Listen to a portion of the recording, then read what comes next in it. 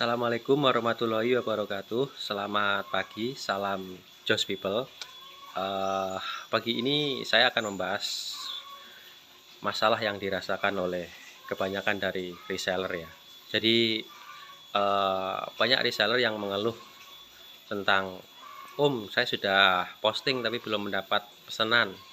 Lalu ada juga yang saya sudah menjalankan ke jurus marketing tapi juga belum mendapatkan pesanan. Nah, eh kita bahas pagi ini supaya Om Tante semua semakin paham. Jadi ketika kita menjalankan 3 jurus marketing, sebetulnya kita juga harus memahami dulu yang namanya manajemen data pelanggan Regar Spot. Jadi antara 3 jurus marketing dengan manajemen data pelanggan Regar Spot itu saling berkaitan. Sebetulnya berkaitannya itu seperti ini Om Tante. Jadi ketika kita berangkat dari manajemen data pelanggan Regar Spot, ketika kita menjalankan 3 jurus marketing, itu nanti kita sudah dengan pemahaman yang utuh. Artinya kalau kita dengan pemahaman yang utuh, pasti tindakannya pun juga pasti akan optimal. Nah, jadi kita harus memahami hal ini dahulu. Lalu selama ini beberapa reseller yang sudah membangun proses atau berusaha membangun proses itu banyak sekali yang istilahnya pemahamannya itu belum komplit. Artinya apa? Ia memang sudah menjalankan 3 jurus marketing, namun belum memahami apa yang dimaksud dengan manajemen data pelanggan itu sendiri. Lalu ketika melakukan penawaran atau menjalankan 3 jurus marketing, ketika mendapatkan pesanan, itu kayak seolah-olah itu kayak hoki ataupun itu sebuah keberuntungan. Padahal sebetulnya semua tindakan itu bisa diukur dan harus terukur. Nah, kalau semua terukur dan bisa diukur, artinya kalau kita sedang tidak mendapatkan pesanan, itu bukan karena kita sedang tidak beruntung. Jadi tidak ada istilahnya semua sudah ada yang mengatur, itu rezeki sudah ada yang mengatur, itu memang benar ya. Namun kita pun juga harus mengkoreksi dari apa yang sudah kita lakukan. Nah, jarang ada reseller itu yang melakukan evaluasi dari apa yang sudah mereka lakukan. Nah, maka dari itu pagi ini saya akan membahasnya. Jadi ketika kita menjalankan 3 jurus marketing, kita harus mengimbanginya juga dengan pemahaman manajemen data pelanggan. Nah,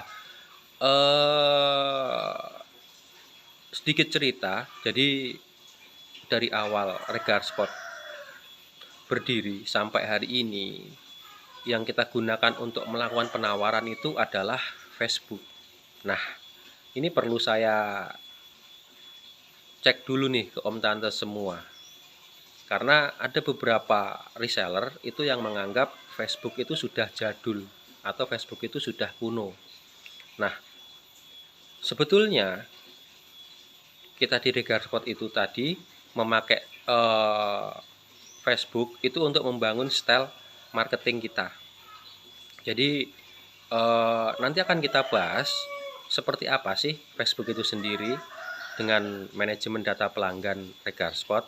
Nanti akan kita bahas. Namun yang perlu kita luruskan dahulu ke Om Tante semua, kita benahi dulu mindsetnya adalah jangan menganggap Facebook itu sebuah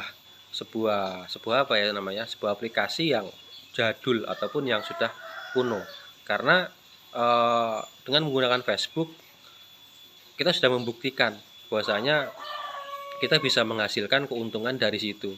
Bahkan dari awal saya bergabung di Regar Spot sampai hari ini pun juga yang kami pakai juga Facebook gitu loh, untuk menghasilkan omset mungkin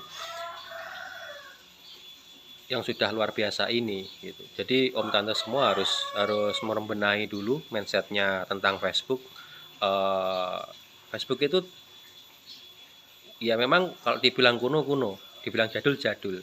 Namun nyatanya sampai hari ini kita bisa membuktikan bahwasanya dengan menggunakan Facebook itu tadi kita masih bisa growth dalam setiap bulannya. Nah, Setelah ini akan saya bahas, kita kita gambarkan apa sih manajemen data pelanggan Regarspot itu. Nah, kita lanjut di papan tulis ya, Om Tante. Oke, 3, 2, 1. Oke, kita lanjut lagi Om Tante. Jadi kalau hanya saya jelaskan dengan penjelasan mungkin masih sulit untuk dipahami, maka ini saya tuliskan pada papan tulis. Nah, manajemen data pelanggan Regarspot. Apa sih manajemen data pelanggan Regarspot? Nah, cek pada papan tulis. Manajemen data pelanggan Regarspot itu ada data luar, data transisi, data internal, data pelayanan, data transaksi.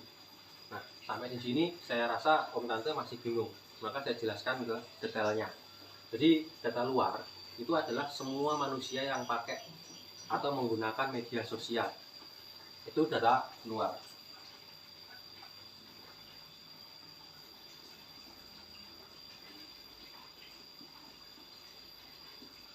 Jumlahnya tidak terhingga.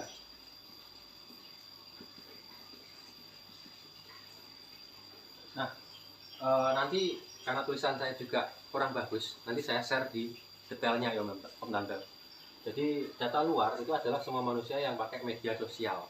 Nah, banyak. Maka saya tulis jumlahnya tidak terhingga. Maka ketika kita menarget data luar untuk menjadi data transaksi, itu belum bisa. Karena apa? Jumlahnya banyak, minatnya pun juga banyak, nggak terukur. Maka perlu kita saring. Nah, di penjelasan saya awal tadi, kita sepakat bahwasanya kita menggunakan Facebook. Kita sepakat Facebook bukan sebuah aplikasi yang jadul ataupun kuno. Nah, Facebook kita gunakan untuk membangun style marketing kita. Nah, cek pada penjelasan selanjutnya ya.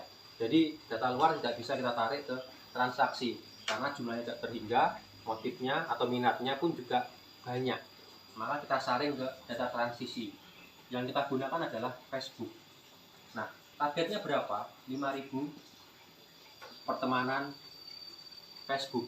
Nah, kenapa saya tulis 5.000 plus? Karena Facebook sendiri secara regulasi ketika 5.000 pertemanan sudah terpenuhi, orang yang melakukan add selanjutnya itu akan menjadi pengikut kita. Nah, pertanyaannya gimana? Menarik data luar ini ke data transisi atau menyaringnya. Dengan kita melakukan posting Facebook, dengan kita melakukan share di grup FB, dengan kita melakukan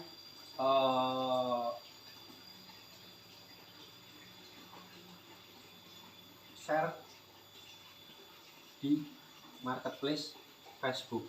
Nah, tujuannya apa? Tujuannya adalah untuk membangun ini. Kalau tambah lagi ya paling add FB atau add pertemanan Facebook. Nah, tentunya karena data luar ini minatnya belum terukur karena masih banyak minat. Ada yang suka voli, goes, bola, mancing dan lain sebagainya. Di Facebook ini efektifnya adalah kita membangun satu Facebook itu satu minat. Kalau voli ya voli. Makanya ketika kita melakukan posting, share marketplace, add pertemanan Facebook, carilah orang-orang yang suka voli misalkan. Kalau Facebook ini kita bangun di peminatan voli. Jadi pastikan satu Facebook itu satu minat, jangan dicampur karena tidak efektif. Seperti itu. Lalu data luar sudah, data transisi sudah, data internal. Nah, data internal itu sendiri adalah yang kita pakai untuk pelayanan hari ini adalah aplikasi WhatsApp. Nah, targetnya adalah apa? Pemenuhan 2.000 kontak WA. Nah, pemenuhan 2.000 kontak WA. Caranya seperti apa kita menyaringnya? Dari tindakan kita, posting, share di grup, share di marketplace, itu kan mencantumkan nomor kita.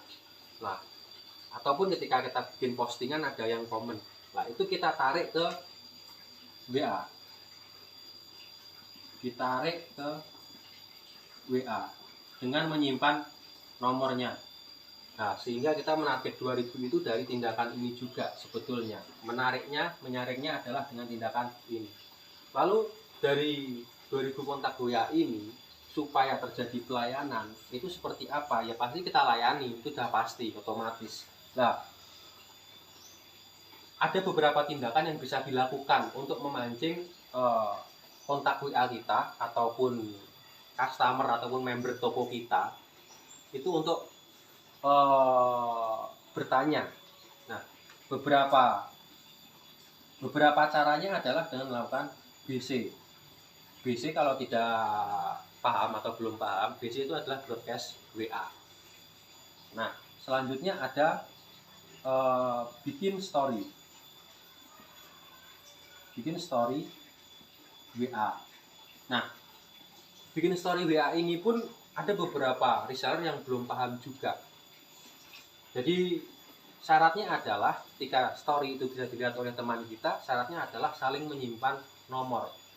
Jadi ketika menarik data transisi ini ke data internal, pemenuhan di 2000 kontak WA, arahkan untuk usermu itu selalu menyimpan nomormu, dan reseller pun juga menyimpan nomornya user, sehingga ketika kita melakukan atau membuat story WA, mereka bisa melihat status kita. Kalau om tante reseller membuat reseller tidak menyimpan nomor om tante, ya nggak bisa melihat gitu loh. Nah, ini harus dipahami. Jadi dari 2000 kontak ini kita tarik lagi ke data pelayanan. Nah, targetnya adalah 50 pelayanan per hari.